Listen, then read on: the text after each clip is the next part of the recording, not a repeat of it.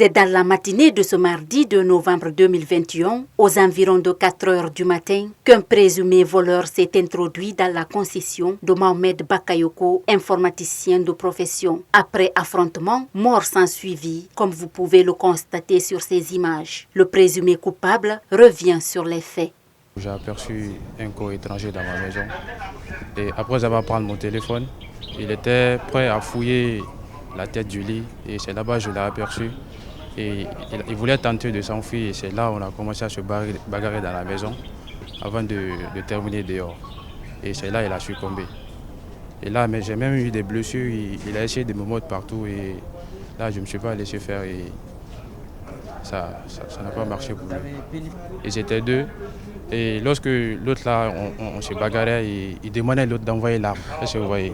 Donc quand ma tante est sortie directement et l'autre a pris la fuite et j'ai continué la bagarre avec l'autre. Alerté, le chef du secteur Kipé, cité des médecins, explique comment il a été informé de la situation. Mamadou Salou Keita n'a pas manqué de fustiger l'insécurité qui règne actuellement dans le pays. C'est vers les 6 heures du matin que mes jeunes m'ont informé, soit disant qu'il y a eu un cas, il y a eu des bandits qui sont rentrés dans la concession d'un voisin ici et qu'ils ont réussi quand même à tuer un voleur.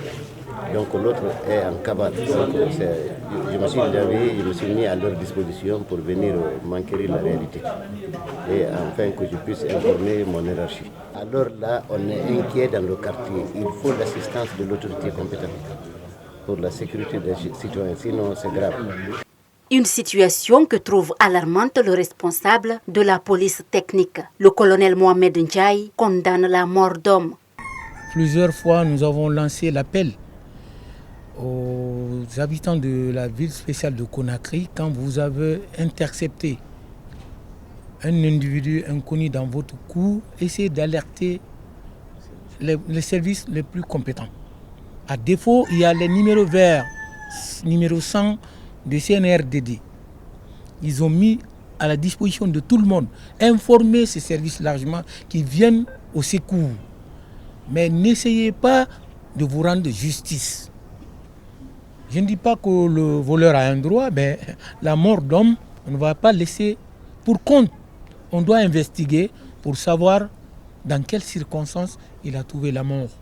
Quelle que soit la conduite d'un individu dans une concession, rien ne justifie la mort, soutient Mohamed Kamara, l'un des enquêteurs. Ce Taja rappelle que la loi est faite pour rendre justice.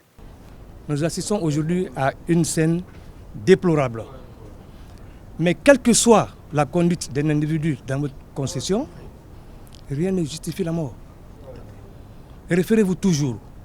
Vous prenez des malfrats dans votre concession, il faut se rendre à l'autorité avec lui pour que la justice soit rendue. La loi est là pour tout le monde. Il ne faut pas se rendre justice.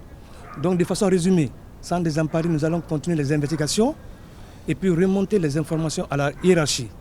Parlant de vindicte populaire, Mamadou Salou Keita dit qu'il condamne cet acte. Par contre, il estime que cela dépend aussi des circonstances. Pour lui, la légitime défense est totalement différente de se rendre justice soi-même.